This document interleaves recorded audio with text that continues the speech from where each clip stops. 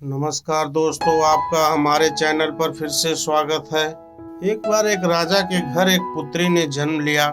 राजा ने उसका नाम विद्योत्मा रखा। विद्योत्मा जब बड़ी हुई तो उसे राजा ने शास्त्रों का अध्ययन करवाने के लिए एक गुरु रखा।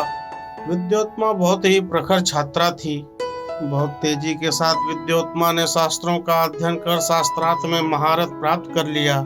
विद्योत्मा धीरे धीरे आसपास के राज्यों में प्रसिद्ध हो गई और बहुत से पंडित और ज्ञानी उससे शास्त्रार्थ करने आने लगे, लेकिन विद्योत्मा के ज्ञान के आगे वो हार जाते थे।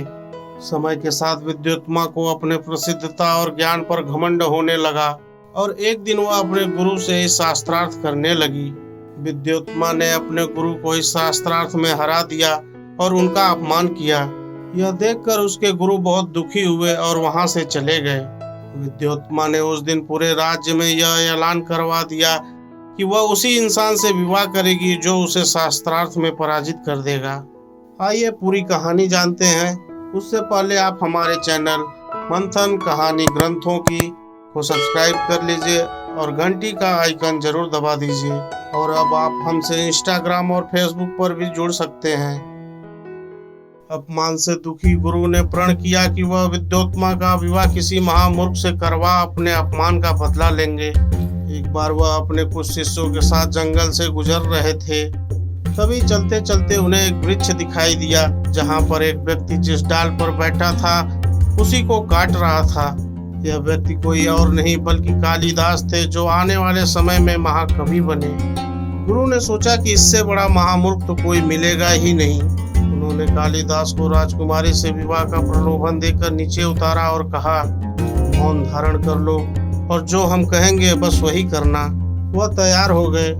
गुरु और उनके शिष्यों ने स्वांग भेष बनाकर कालिदास को विद्योत्मा के सामने प्रस्तुत किया और कहा कि हमारे गुरु आपसे शास्त्रार्थ करने के लिए आए हैं, परंतु अभी मौन व्रती हैं, इसलिए हाथों के संकेत से उत्तर देंगे। इनके संकेतों को समझकर हम वाणी में आपको उसका उत्तर देंगे। विद्योत्मा सहमत हुई और शास्त्रार्थ प्रारंभ हुआ। विद्योत्मा मौन शब्दावली में गूढ़ प्रश्न पूछती थी, जिसे कालिदास अपनी बुद्धि से मौन संकेतों से ही जवाब दे देते थे। प्रथम प्रश्न के रूप में विद्योत्मा ने संकेत से एक उंगली दिखाई कि ब्रह्म एक है, परंतु कालिदास ने समझा कि ये राजकुमारी मेरी एक आंख फोड़ना चाहती है। क्रोध में उन्होंने दो उंगलियों का संकेत इस भाव से किया कि तू मेरी एक आंख फोड़ेगी तो मैं तेरी दोनों आंखें फोड़ दूंगा। लेकिन राजकुमारी के पूर्व गुरु ने उनके संकेतों को कुछ इस तरह समझाया कि आप कह रही हैं कि ब्रह्म एक है, लेकिन हमारे गुरु कहना चाह रहे हैं कि उस एक ब्रह्म को सिद्ध करने के लिए दूसरे जगत की सहायता लेनी होती है। अकेला ब्रह्म स्वयं को सिद्ध नहीं कर सकता। विद्योत्मा ने दूसरे प्रश्न के रूप में खुला हाथ दिखाया कि तत्व 5 हैं, तो कालिदास को लगा कि यह थप्पड़ मारने की धमकी दे रही है। उसके जवाब में कालिदास ने घूंसा दिखाया कि तू यदि मुझे गाल पर थप्पड़ मारेगी, मैं घूंसा मारकर तेरा चेहरा बिगाड़ दूंगा।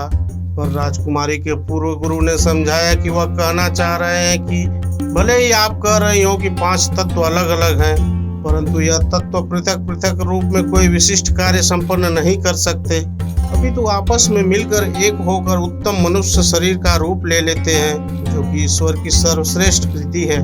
इस प्रकार प्रश्नोत्तर से अंत में विद्योत्मा अपनी हार स्वीकार कर लेती है।